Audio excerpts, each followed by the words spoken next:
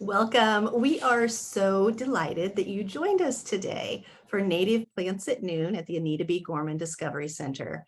I'm Tammy Thompson, and I am delighted to be here again with you today.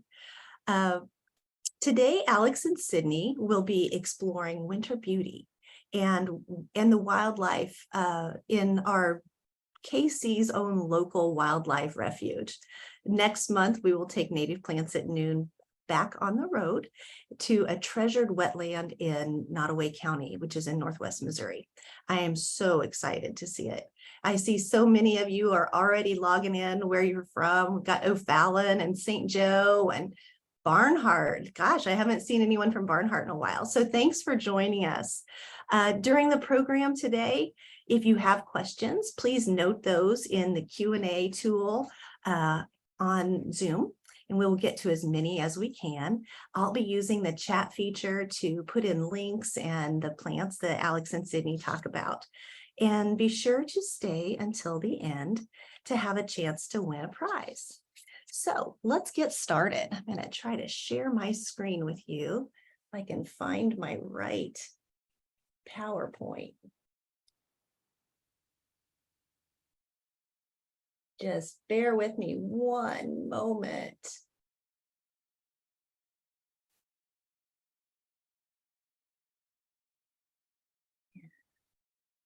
And we've got it. Thank you for your patience, everyone. Sometimes tech is hard. All right. First of all, before we get started, we want to express a huge thank you to the Missouri Department of Conservation for their partnership in this series and everything they do to help encourage and empower people to not only discover and explore nature, but to also plant more native plants. We want to thank you for your support and the feedback you give us to improve on this series. We really wouldn't know how to make it better or what we're doing maybe wrong unless you tell us. So we're really, really grateful to you. So with all of that, we would love to welcome Cydney Ross and Alix Daniel from the Missouri Department of Conservation. Both Cydney and Alix are landscape specialists at the Anita B. Gorman Discovery Center. And for those of you familiar with them, you know that their knowledge is only outshined by their enthusiasm for native plants. So with that, take it away, Alix and Cydney. Hello, everybody. Hi, everyone. This is Cydney. This is Alix, and we're so excited to be here with you today to talk all about winter beauty.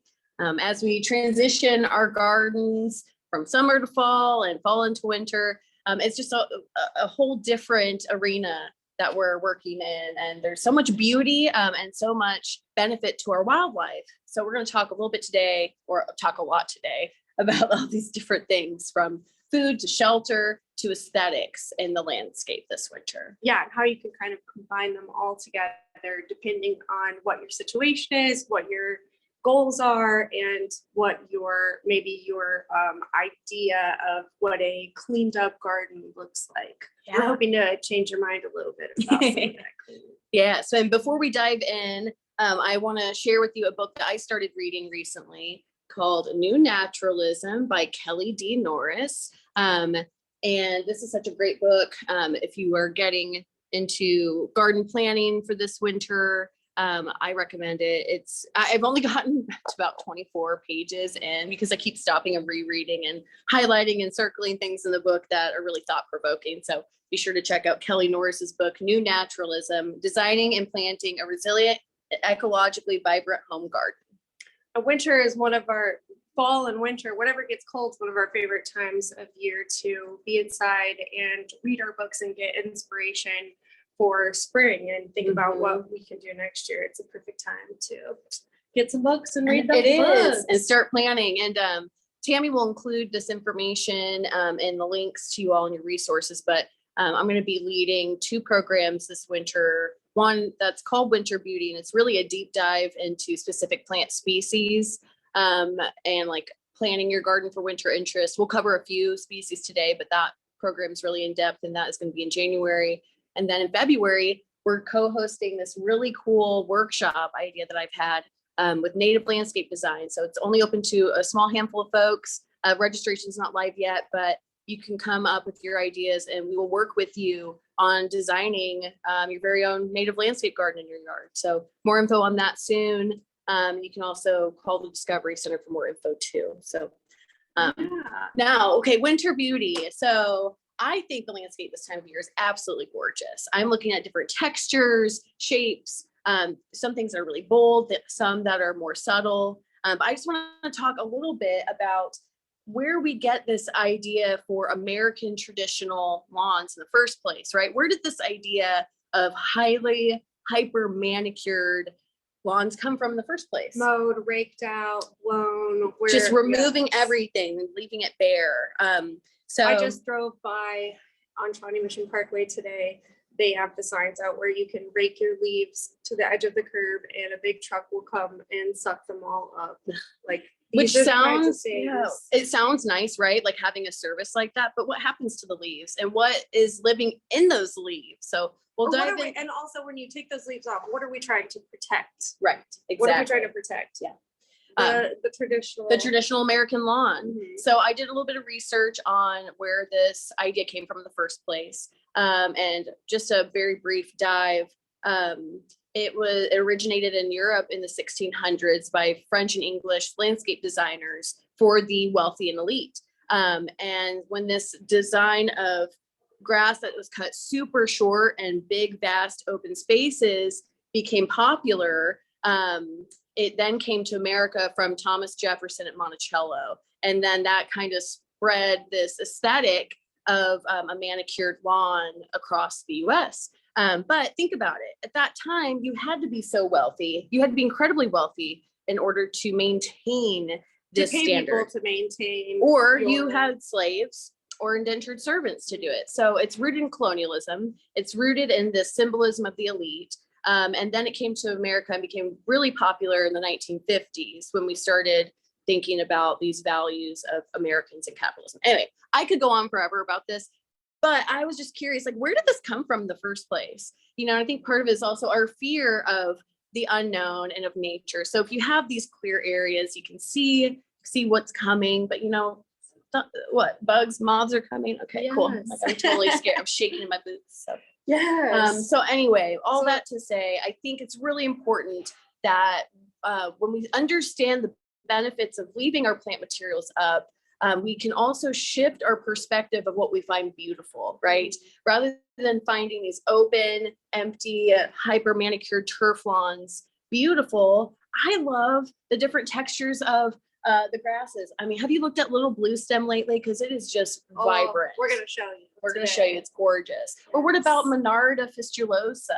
Oh my goodness. We were That's hiking. Beebalm. It's so Yes. beautiful. We were hiking just yesterday on a remnant prairie on Jerry Smith, and the Monarda out there is this beautiful, deep red color. It's gorgeous, and it's still out there looking so nice. Yeah. So Yeah. I've never understood where the idea of things being like a lot of diversity happening in a space is associated with ugliness, or like, you know, even if it's like a little bit visually stimulating, we immediately think of it as chaotic. But is it really that chaotic, or is there just some really cool things happening in that space? So, Yeah, we're here to sort of put a little bit of order to that chaos, because once right. you start to see how important these little bits of non-work that you can do to help out your local ecosystem, then you'll start to view beauty and have different standards of beauty. Because what I see when I see a big pile of leaves is something very different than what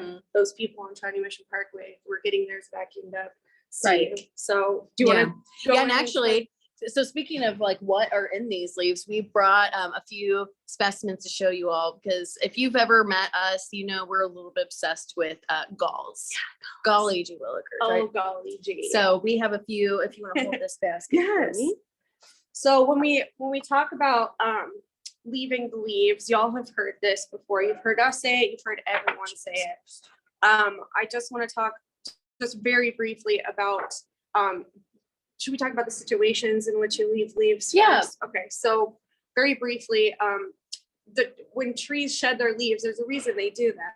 the leaves break down and create another food source for the trees, food sources for It's the organic plants, they break matter, down. right? Yeah, it's organic matter, and no one rakes the leaves. No one Right. sucks up the leaves in the forest. There's They a sit there and reason break it down, does and there's that. a reason, because for so many reasons, but one of the main reasons is that a lot of our insects that rely on our tree species for their host plant and for their food plant can overwinter in the leaves and specifically under the leaves, on the Mhm. ground under the leaves. That's So right. even if they're not directly connected to the leaves, that layer of leaves is providing that blanket. It's is what we call it. insulation, It's a yeah, blanket. Yeah. it's a So blanket. what we do talk about though is how we use leaf mulch in areas where it makes sense to do so.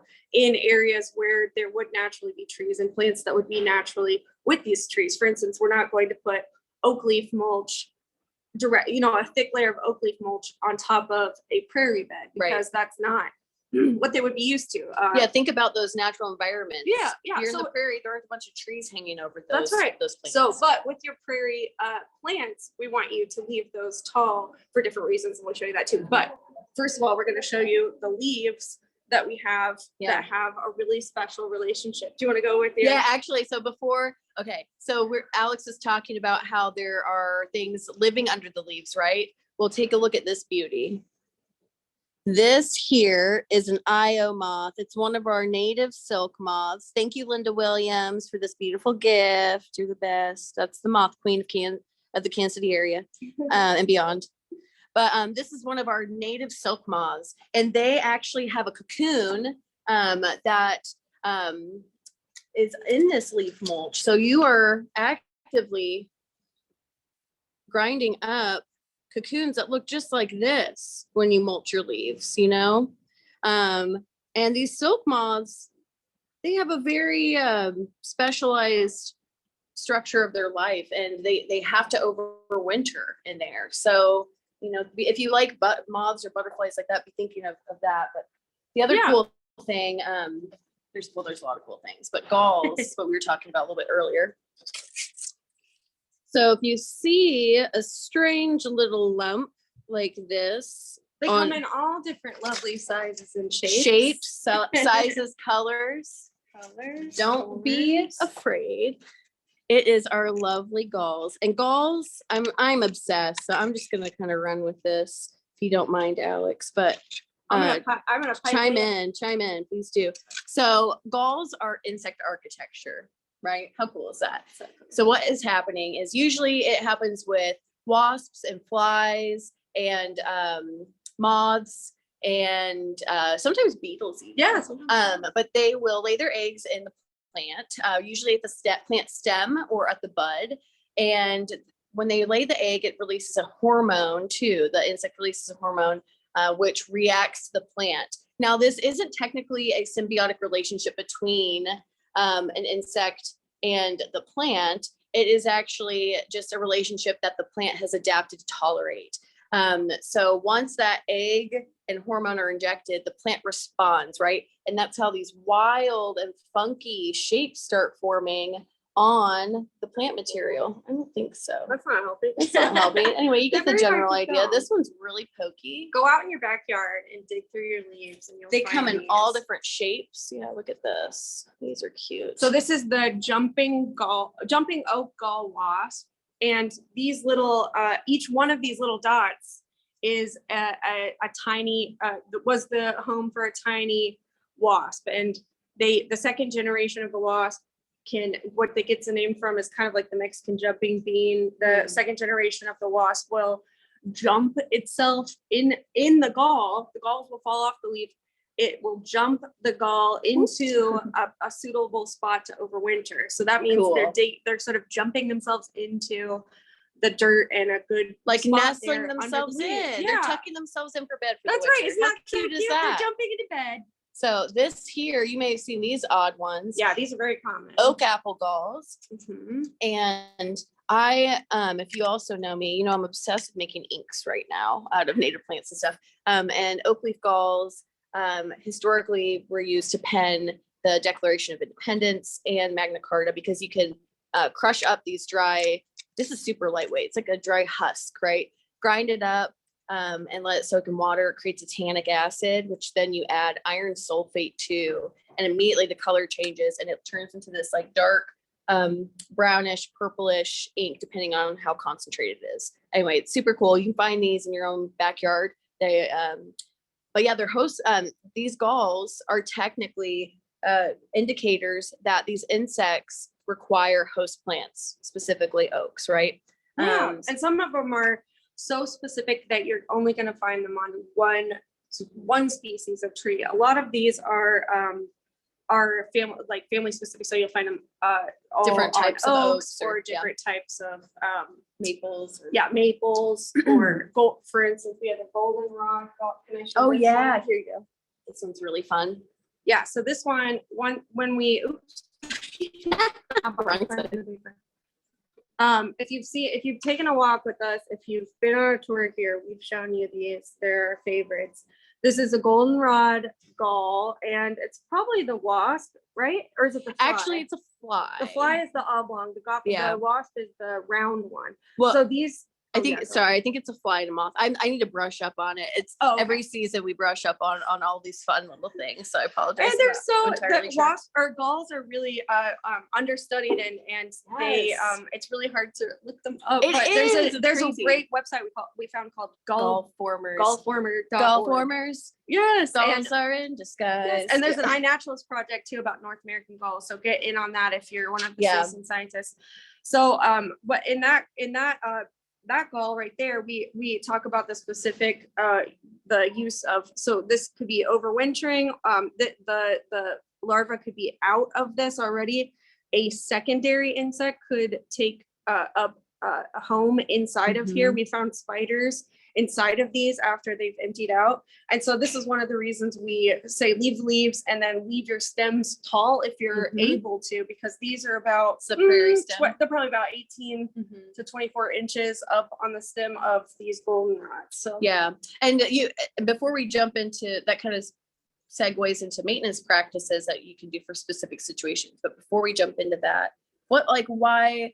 If someone asks you, okay, well, so what? There's insects overwintering in this. Why is that even important? Yeah. Well, my friends, if you can't get behind loving insects as much as we do, maybe you like baby birds and songbirds, because soft-bodied insects are baby bird food. And in fact, if you think about it, adult birds typically, now there are exceptions, which we learned from Larry Rizzo, like the American goldfinch, but anyway, they mostly feed their babies soft-bodied insects like caterpillars and beetle larvae. And that is exactly what is in these galls. Yeah, and even if it's this time of year when it's just adult birds that are maybe migrating through or their winter residence, they, especially woodpeckers, will peck into these and eat the larva that's in here.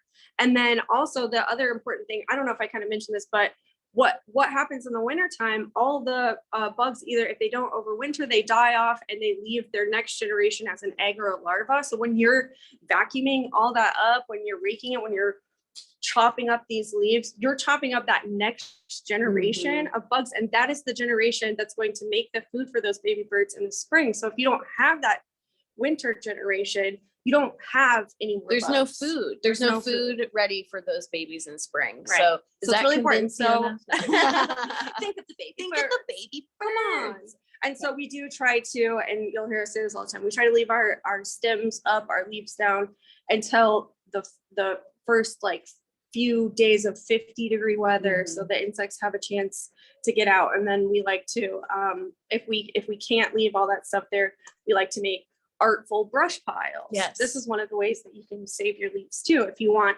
to pile them up against a tree or have fun with your kids, make a giant pile of leaves and add your brush on top of it, or make a giant pile of leaves and jump in it a bunch of times and then leave it there for the winter, and you can break it up later and make mulch out of it.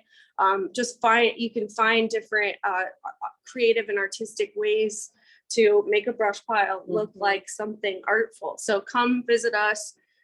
In a couple of months, we'll probably have a few out there to look at. So yeah, and I think this is especially important, with native plants and kind of encouraging folks to get on board with native plants. You have to meet them where they're at, right? we just heard Scott Woodbury talk at the Grow Native conference last week, and he talked a lot about this, meeting people where they're at. So if you or your neighborhood or whoever doesn't like an untidy appearance, then making these brush piles is really important. I mean, here at the Discovery Center, we do keep some of our plant material up, but there's a big section that we do need to cut down because we are a public and I'm not formal garden, but there is more structure here.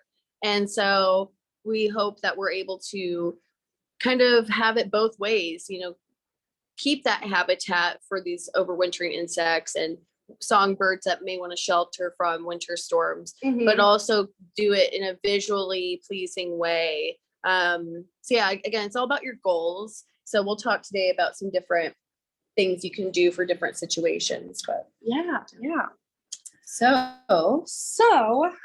are we That about takes us ready to- to head on outside. outside for a walk?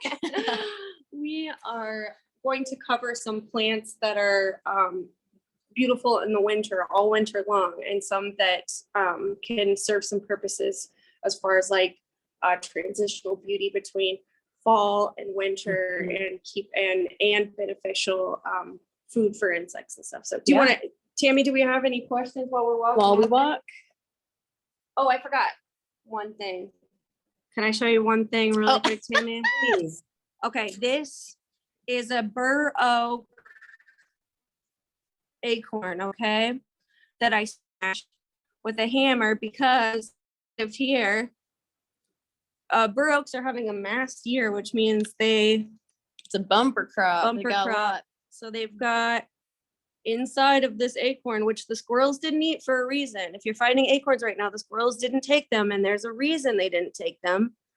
Which And it's I'm because so curious still as to why squirrels don't eat these after you see what's in them.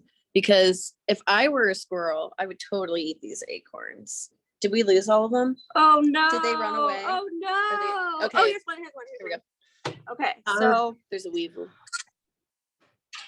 that right there is an acorn weevil. Yummy. That's all smashed up. Look at that. If you were a bird, wouldn't that be a lovely, nice, juicy bit? Lots of Of proteins, lots of fat. protein. That'll That's get right. you through the cold winters. There's probably like 7 of those in here. Like And avocado. apparently if you cook them, they're edible for humans. They So are. We contemplated eating some. We're still thinking about it. We're still thinking about it. But anyway, questions. All right. Acorn weevils, yummy, yummy. First, I want to point out, I think we did have a typo, Michael Wallstetter's. We have that we're going to talk about common milkweed and called it Asclepias tuberosa.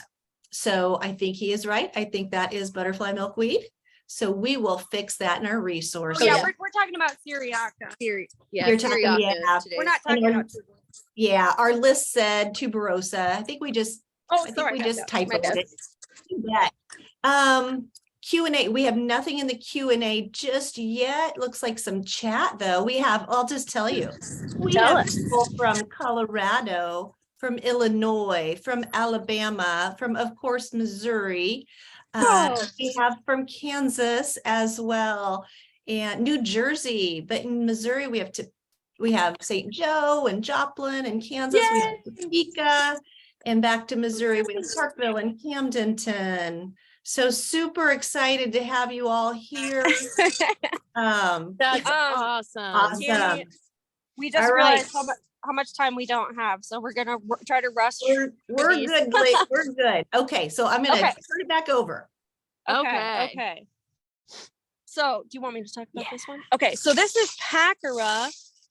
This is a species called common name golden groundsel or golden ragwort, and this is a Roundleaf or Groundsel. roundleaf groundsel, yes. And this is a species that we love to use in our part shade and full shade beds. It is evergreen and it has these beautiful purple leaves later in the wintertime, but it's still green right now. And it's a great ground cover species for many types of situations. Mhm. I recommend everybody get this plant. Yeah, it fills in nicely. It can tolerate a variety of site conditions. There's one Packera aurea, I believe, is more geared towards sunnier spots. Yeah.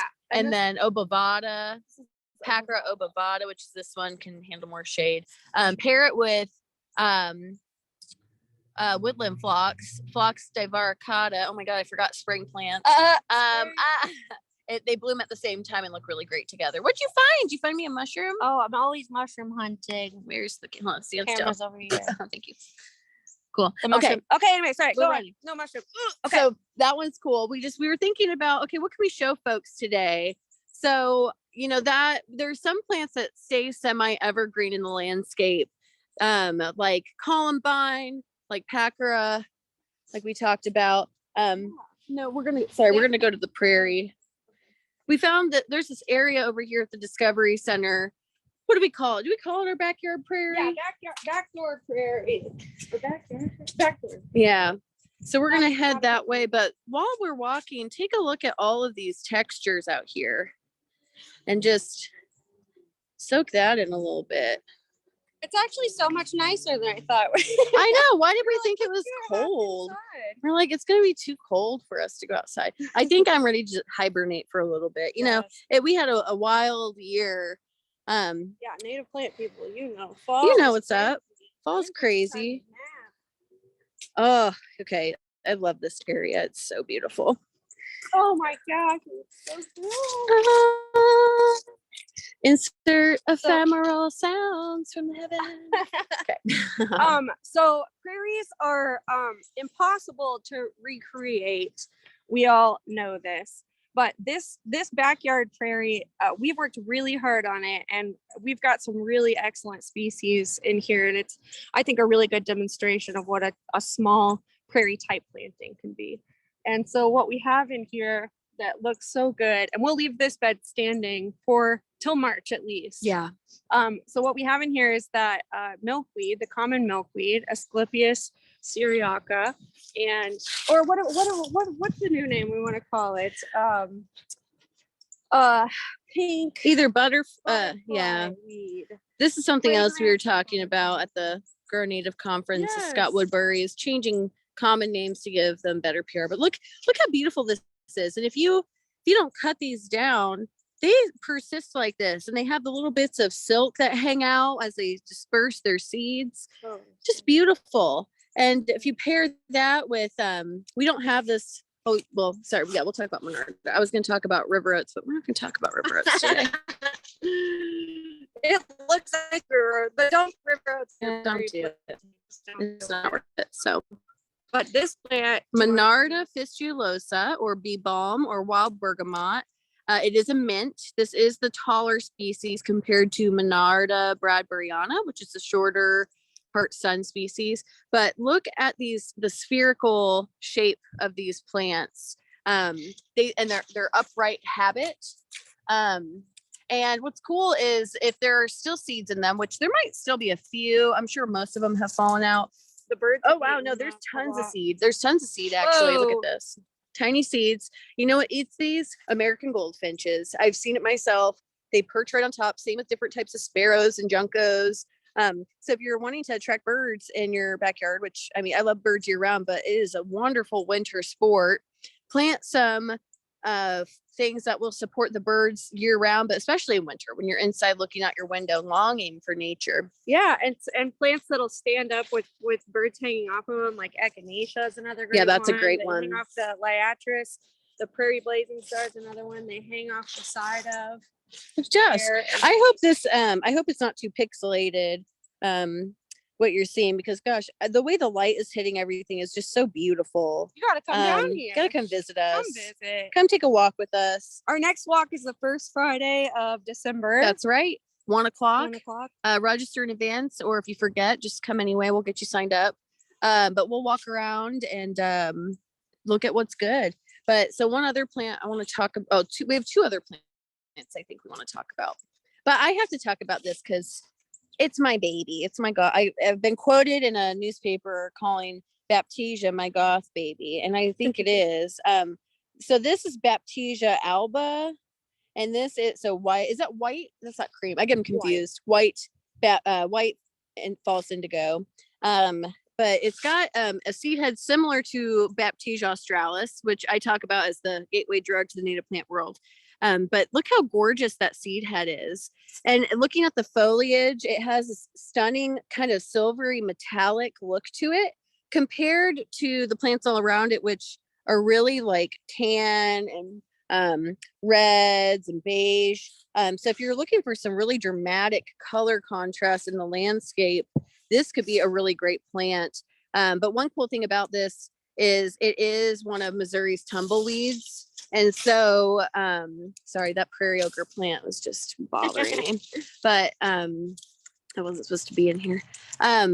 Sorry, this is one of Missouri's tumbleweeds. So naturally, at the end of the year, if it's not supported with other plants around it, it will break off at the base naturally and tumble with the wind. And the reason it does this is the seeds in these pods require scarification or scarification, meaning they have to be scratched up in order to break its dormancy, so that a plant can then germinate from it. Didn't we learn maybe from Mike Hoyle that might even take 2 years for these to break their seed coating? I mean, that's such a great, I need to finish watching that presentation. Mike Hoyle of Missouri Wildflower Nursery did a fabulous presentation through Grow Native also on seed propagation. But yeah, that's crazy. I mean, it's so fascinating. And don't even get started on propagating seeds. We'll save that for our winter program, but so we're gonna go look at little Bluestem next, just because the color is outstanding. And while we're heading that way, Tammy, if there are any questions or comments, you're welcome to chime in. Otherwise, we'll just keep on going. Yeah, we do have a couple. We'll just use our time wisely. So Becky asks, she says, I have groundsel under bald cypress trees. Do I need to keep the cypress tree needles from burying the plants in winter because they can get completely covered up? Ooh, that's really interesting. I don't know that I've seen Packera. Yeah, that pairing before. That's lovely. It sounds really lovely. Unless there's something with the cypress leaves where they're it's like acidic maybe or something. But if it's surviving the rest of the year under there, I would say it's fine. If it's the obovata. Now the aria probably can't take a thick layer of leaves because that's the prairie species. If it's the woodland species, I really wouldn't worry about a layer. Yeah. Well, and I'm curious too, how long has your Packera been underneath the bald cypress? If it's a newer planting, you might remove just some of the needles, or you could do a test spot. Native plants, one of the fun things is pushing the boundaries and trying new things. So we'll check that out. Okay. And we have another question, but I'll let you guys go on here. Well, okay. Yeah, We'll get to that question after this. Sure. So, oh my gosh, y'all. Can you see this? I hope this translates. I don't know. You're gonna Hold have to come see it in person, really. Let me get over here. This color is just outstanding. This is little Bluestem. So let me see if I can say the name without hurting myself. I can spell it in my head. Oh gosh. I'm too scared. Skies. You got it. Skies. I know. Schizachyrium, scoparium. Schizachyrium. Scoparium. Oh my gosh. Yeah, I think that's I a did really hurt rough myself. one. The only reason I know it is because I had it as my password for a while. Well, I know. Not anymore. I know. Same. And so that's why I can spell it, but I can't pronounce it. Anyway, how beautiful is this plant? I wanted to come over to this area specifically, even though this is a monoculture, so one species planting, but it is beautiful. Look how the light is shining through and it makes the little seed heads look like they're glowing. So yeah, what other things do you love about this plant? Oh my Alix? gosh. Okay, well, I think that this is a perfect landscape plant. You'll see this used a lot in landscapes in Kansas City, even if they're not native plant focused. It's a really great grass that stands up straight and has a nice acceptable height to it. And the all year color is just so fabulous. Mhm. And although we have it here as a monoculture, it doesn't work like we want it to. It doesn't fill in every space. There are definitely gaps, but if you wanted to pair this with another like low growing ground cover species, I'm not sure. Well, I'll just say I have a complicated relationship with this bed because of how difficult it is to maintain a monoculture, but oh my gosh, if you can pull it off and it looks this good, then yeah, if that's something you're looking for aesthetically, but it's also a great grass just to incorporate into any of your plantings. True. But it looks so great massed together like this. And some of our native prairie plants do look really, really good massed together. Can I tell my Merv story really fast? Yes. Okay, so Merv Wallace of Missouri Wildflower Nursery, probably most of these little bluestem plants came from seed that he collected. And once he was giving he will go on walks with us when he comes to bring plants for plant sales, and it's my favorite. It's so hour fun. and a half. I know. Because I get to feel pick his so brain. lucky. It's so fun. And he once came in, he could point to each type of little bluestem, each color variation, each seed shape, all of the different shapes and colors, and he could tell me where he got that seed from, which county, sometimes which prairie specifically, that type, that specific looking bluestem is from, which I think is just so really freaking cool. So this is, you can see, if you come to this bed, you can see no two of these look exactly the same. It's so interesting. Like this little patch we're sitting at is super red. Like there's very pinks and purple. It should be called purple, blue, red, green, red stem. And then this over here is more brown, but with much fluffier. So much fluffier. And then there's this really tall, lanky boy back here. Anyway, it's really cool when you start to notice the genetic diversity in your plants. Yes, but maybe if you're planting it in a formal setting, get all the genotype for one area if you want them all to look the same. Yeah, but diversity is great.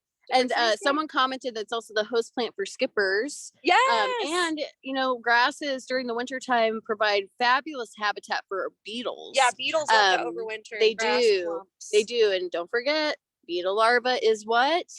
Baby bird food. That's right. Okay, things are getting weird over here.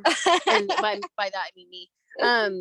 Okay, well, yeah, so I think that is the last plant we wanted to talk about. And we thought we could maybe just sit and chat with y'all for a little bit if you have any really quick November thing, which is, you all already know this, but right now is the time to go get your honeysuckle, because you can still see it. The leaves are still green. That's bad. It's really visible right now. So go do your honeysuckle removal. And this time of year. Actually, on that I'm going to dovetail. I'm providing I'm leading a honeysuckle removal work day with Wildlands Sunday at Bluebell Valley. So if you want to know, if you want to help and learn more about how to remove honeysuckle, why it's so bad, and just have some fun with us this weekend, we're still accepting folks. And then next spring, you can go down and see the beautiful Virginia bluebells. So if you have questions about that, you can reach out to us or sign up through Bridging the Gaps website, looking at their Wildlands program. Perfect. Right. Let's go find a bench to sit at. Yeah. So actually, Charles asked a great question that kind of segues from the bluestem. He says, how do you distinguish little bluestem from brome sedge? Oh, yeah. How do you do that? Well, that's a great question. I can't do it unless they're right next to each other. And then I use the Stephen Van Ryn thing of like, it is because that's the way that it is, because of the way that it is. Well, okay, so little bluestem has hairy armpits, though, doesn't it? Yes. When you look at the base really of the plant. To describe. So yes, at the very ligule. I'm not a botanist, to be honest. Oh my gosh, Justin Thomas would be so disappointed. Yeah, something about hairy armpits. No, I think brome, the structure. He means broom sedge, right?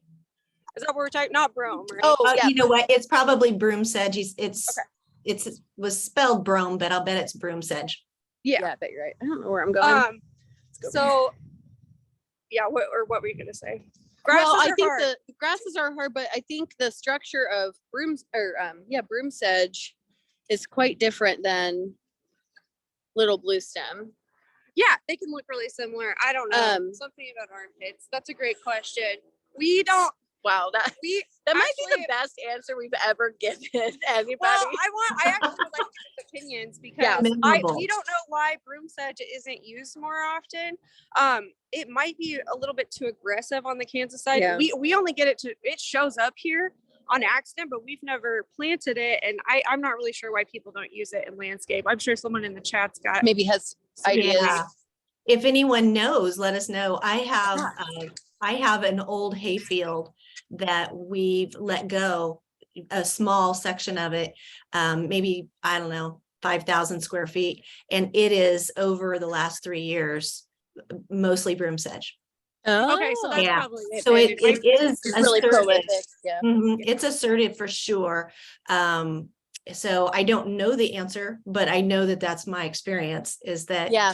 if left alone, it has slowly taken over, about 5,000 square feet. Did you have little Bluestem in that field too? No, It was just never planted. It was just an old hayfield, and it's Okay. it's next to our prairie where we did plant little Bluestem. But I'd be curious how they compete. yeah, well, we'll see if I let it go, we could see. So Ken asked a great question. Are sycamore leaves prone to mold? And if so, can they be used as mulch or to make compost? Great.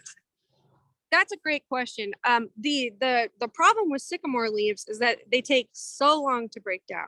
So you're either going to have to mulch them up, which is something you can do. Now, sycamores don't host as many like moth species, so you're not going to be ideally you're not going to be crunching up a bunch of moths in a sycamore leaf pile. If it They was don't have as just many sycamores, galls. but If yeah. it was just sycamores, but we don't recommend using straight sycamore leaves as a mulch.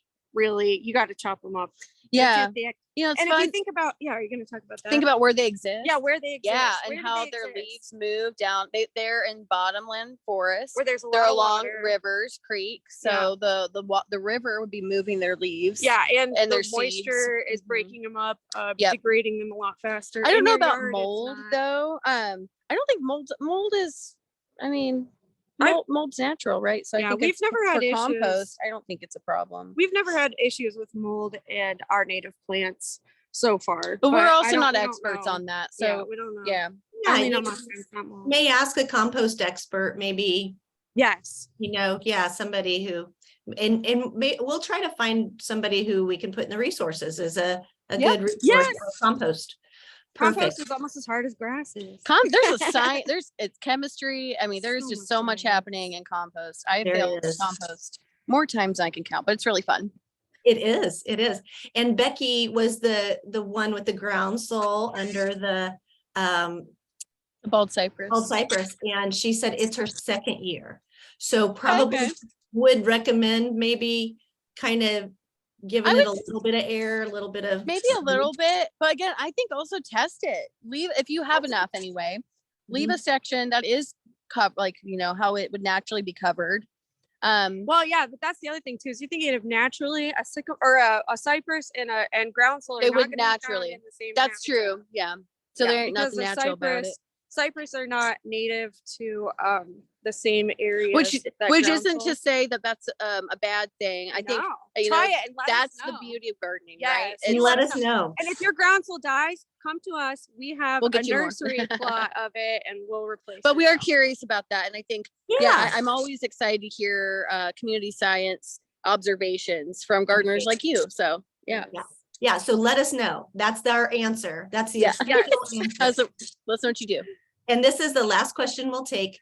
And Ken asks, are all honeysuckles bad or just the bush honeysuckle? Another great. Good question. Great question. It is bush honeysuckle and Japanese honeysuckle. So bush honeysuckle is Lonicera macchii, and then I can't remember Japanese. Lonicera japonica. Japonica. Is the Japanese honeysuckle. Those are the two bad ones. We have some beautiful native honeysuckles, like coral honeysuckle, yellow honeysuckle, to name a couple. But bush honeysuckle right now, if you go drive around your local wooded areas, anywhere right now, this time of year, look in the woods. You see all of those green leaves, like shrubs in the understory. I guarantee that's bush honeysuckle, or the majority of it is invasive bush honeysuckle. It's nasty. You know, a lot of folks may already know about it, but this time of year is especially great to remove invasive honeysuckle because it's so obvious where it is. And as you notice, it's the last of our herbaceous of our shrubs to lose its leaves. So that's another reason why it can outcompete all of the native plants so much easier, is because it's continuing to get energy long after all of our natives go dormant for the year. Yeah, and it greens out first, which is another way it shades out spring flowers. It's not just allelopathic. It is allelopathic. The berries right now, they're, I think, the most allelopathic part, and they're falling. Right now, the birds are eating them all right now. So right now is a great time to get rid of those. Unfortunately, they're not edible for humans. No. But if you can get rid of them, if you can burn them, if you can, don't put those in your brush pile if they've got seeds on them. If Also, they don't decorate with the berries of bush honeysuckle unless you throw them in the trash. Unless you burn them after. But don't. But really, but seriously, because that was something I hadn't thought about a few years ago. I was like, well, why don't we just let's cut down honeysuckle and make beautiful holiday garlands with the berries. And it's like, well, duh, you're spreading the seeds everywhere. Now you're the bird. Now I'm the bird or the bison. It's not pooping. So so I think it's a great time to do it. Make sure you do a little research. We did an episode last year on methods for removing honeysuckle, so you'll check back in the archive for that for more info. We only have one plant that's native to the Kansas City area that is a lookalike for it, and that's coralberry or buckbrush. It's a much smaller plant. The berries are pink, not red. You can find them in the same area, so just look out for that one. If you have coralberry in your area, make sure you're not accidentally cutting that. That's pretty easy to tell them apart once you're up close and personal. Yep, their berries are they're same size, but quite different colors. Very different. Yeah, they're different. And they smell good. Oh, I love coralberry. Me too. They smell like apples. Forest Keeling is selling them now, by the way, everybody. Yes. We've been trying to figure out where to buy them, and we saw that also at the conference last week. So there's one of those species that it can be indicative of a low quality woodland when it's overrun with buckbrush. But if you're planting it in a native plant garden at a house, and if it can spread into a honeysuckle area, then that's great. That's not really going to be much of an issue in an urban native plant garden. So we love that one. And it holds on to its berries for a long time in the winter because they taste terrible. They taste awful. Yeah. So that's another winter. To birds. Birds don't like them. Ask them how they know. Well, thank you. We can talk forever, as you know. Yeah, this has been jam-packed. Very, very nicely done. I'm not only inspired, but I have some things to do. You guys can stay on if you like. I have some work to do now. You know, I've got bush honeysuckle, and I might make some decorations with some of those grasses too. So that's perfectly fine. But thank you to you two for making this such a jam-packed native plants at noon, inside, outside, gulls. I know. Perfect. Yeah. We had to jam pack it because y'all, this is our last native plants at noon for 2022. Oh, that's true. That's right. So we had to talk more than we were supposed to. But Right. All See you next year. That's right. We'll see you in February. Yeah. That's right. Yeah. And a big thank you to you two and the entire Discovery Center staff for making these broadcasts possible.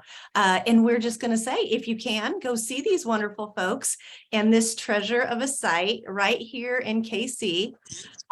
We have so many of you that have hung on. Thank you so much. We've gone a little long, but thank you for hanging on. It's time to award a prize. And we're going to do that for one of our astute viewers. The winner of the prize will receive a set of native plant note cards, each featuring a unique native plant by Nancy, the drawings by Nancy Waugh. And if you don't win today, they are available for sale on our website.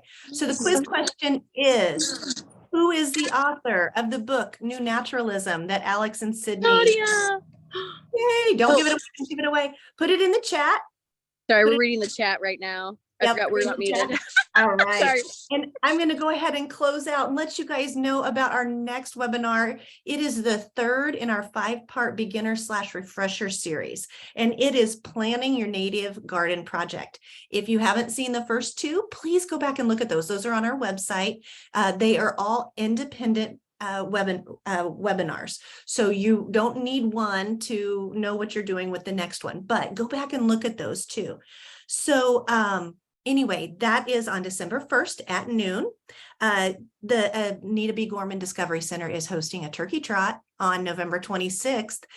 They're going to show you around the grounds of Kaufman and the Discovery Center, so don't miss that. And our next Native Plants at Noon is on December 15th, and we will be at a wetland in Nottoway County. So if you've missed any of our episodes, you can find them all at deeproots.org. We record and post each one. So while you're on our site, we would so be appreciative if you would consider making a donation to Deep Roots while you're there. So let's announce our winner. I am looking for Glenda Pfeiffer. Glenda Pfeiffer, you are our winner. And here the answer is Kelly Norris. So the question was, who is the author of the book New Naturalism? And the answer is Kelly Norris. Glenn Pfeiffer, you won our prize. Would you please send me an email, Glenda, at Tammy, Tammy, at deeprootskc.org and let me know where I should send your note cards. So we are going to say goodbye. We will be back here on December 15th for our next Native Plants at Noon.